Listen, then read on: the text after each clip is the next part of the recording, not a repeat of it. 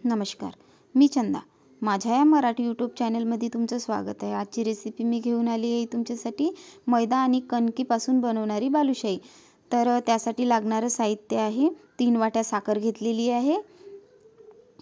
त्याच वाटीने 2 वाट्या मी मैदा वापरलेला आहे आणि त्याच वाटीने 2 वाट्या कणिक आणि त्याच वाटीने 1 वाटी साजूक तूप आणि चवीपुरती विलायची घेतलेली आहे.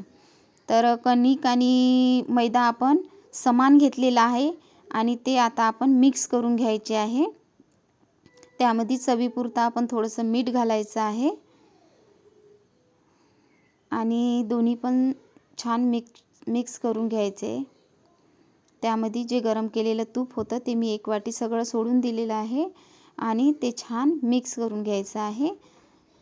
तर मी यासाठी दही वापरलेलं नाही आहे. तुम्ही आवडत असेल तर दह्याचा वापर करू शकता. तर बघा आपलं पीठ रेडी आहे. आता आपण 10 मिनिट त्याला बाजूला ठेवून आधी पाक करून घ्यायचा आहे. 3 वाट्या साखरेला मी 3 वाट्या पाणी वापरलेलं आहे. पाक आपल्याला एकतारी करायचा आहे.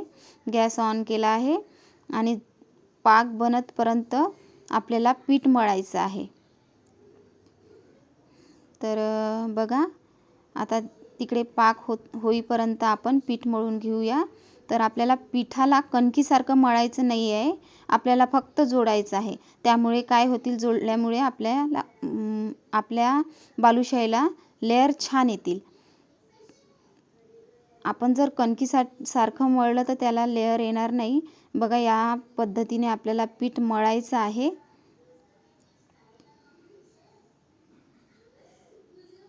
तर बघा लेअर किती छान आलेली आहे. आता आपण याला 10 मिनिट ओल्या कापडाने झाकून ठेवायचं आहे. आणि बघा आपला पाक इकडे रेडी आहे.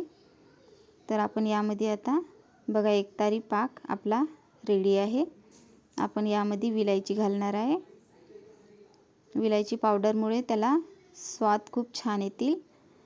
तर आपण आता गॅस ऑन करून बालुशाह्या तळून घ्यायच्या आहे. खूप कमी फ्लेमवर करायचे आहे. तेल जास्त गरम नको. कणकीला बघा किती छान लेअर आलेली आहे. आता छोटे छोटे आपण समान गोळे करून घ्यायचे आहे. गोळे जास्त प्रेस करून करायचे नाही आहे, हलक्या हाताने गोळे करायचे आहे. दाबल्यामुळे काय होतील, बालुशाहीला लेअर येणार नाही. तर हलक्या हातानेच आपण गोळे करून घ्यायचे आहे.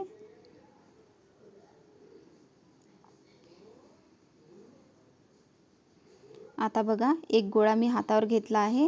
तो थोडा हलक्या हाताने प्रेस केला आहे आणि लाटण्याच्या सहाय्याने त्याला छिद्र केलं आहे. बघा अशा पद्धतीने आपण सगळ्या बालुशाह्या करून घ्यायच्या आहे.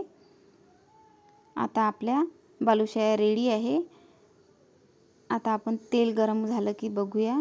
बघा या पद्धतीने आपलं तेल गरम हवं आहे. आपल्याला जास्त गरमही नाही आणि जास्त थंड पण नाही. सगळ्या बालुशाह्या आपण जेवढ्या कढईत बसतील तेवढ्या टाकून घेऊया आणि 10 मिनिट याला एकाच साईडनी होऊ द्यायचे आहे. 10 मिनिटानंतर पलटवून घ्यायचे आहे. तर बघा आपल्या बालुशाह्या छान झाल्या आहे. गरम पाकामध्येच आपण त्याला सोडले आहे. बघा छान पाक पिऊन राहिल्या. आपल्या बालुशाह्या आता रेडी आहे. तर बघा 10 मिनिटात ही रेसिपी बनते आणि अगदी आतपर्यंत पाक गेलेला आहे. माझी रेसिपी आवडली असेल तुम्हाला तर लाईक करा, शेअर करा, सबस्क्राईब करा. धन्यवाद.